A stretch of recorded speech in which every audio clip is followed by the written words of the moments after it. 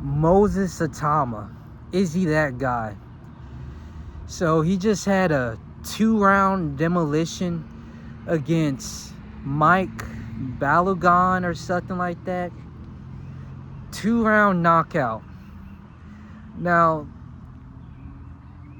I think Mike Balogun was ranked. He was most likely was. But he's probably one of those guys in the rankings one week, out the rankings the other.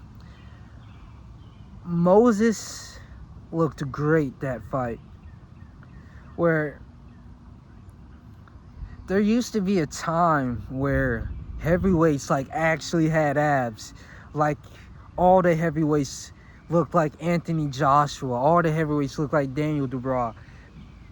They weren't like 250 pounds. They were 220, 230. And they could actually move. Recently, we've been getting more and more of that. But it will either be they're these like 6'7", 6'6" giants, or they're the 6'2", 6'3" movers like Usyk, like a Jake Caballero. They got fast feet. Moses is the combination of them both. Especially in that fight. He's not only a big heavyweight, a big puncher, but he can move. He has the size, and now he has the speed advantage.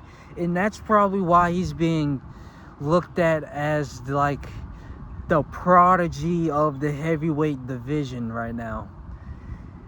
In that fight, he wasn't just throwing his hands. He wasn't just swinging. He wasn't just using his size. That was technique and skill being shown.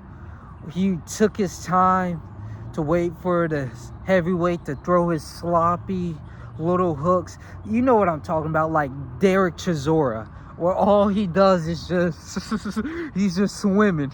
He's just swimming for it. That's kind of what the heavyweight division's been for a while. Even with Deontay Wilder, they're just been swinging. And now with Moses coming into the game, skill has been introduced into the heavyweight division now. He got quick feet. He got quick hands. He got the IQ to wait for those sloppy punches and come with a good one. And I think that's why he's the prodigy right now. I don't know if you put him up against Martin Bakoli, where he end up like Jared Anderson. If you put him up against a Zheli Zhang, or even smaller guys like Joseph Parker, I don't think he has a title shot. He has an interim title, but he needs a real title shot. If you put him up against a Joseph Parker, how would he do? But it looks like Dillion Whyte is going to be his test, even though Dillion, he's a journeyman, and it's not really going to be a... Some people are going to perceive it as a test, but I see Dillion Whyte on the come down of his career. In kind of that journeyman kind of area of fighting. But it's going to be a great test. Not a test, but a great display of Moses Ituama's skills. And maybe he could learn something from this fight, because he looks like a pretty high level, high skilled opponent already. But I think Dillion Whyte might introduce that size, aggressive, in your face style to him. And maybe that won't be something he dealt with before, but I see an easy win for Moses Ituama, especially with that Balogun fight. I see an easy, probably knockout. Just with the way he moves around his opponents, is probably going to be a knockout.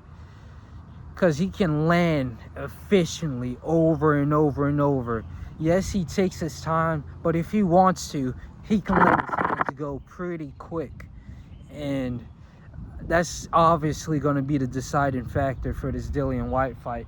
There's also on this undercard a lot of good fights. You got Nick Ball versus Sam Goodman. You got Ray Ford versus Anthony Kakashi. Those two fights, along with the Dillion Whyte Ituama fight, is gonna be a banger fight, banger event. I can't wait for it.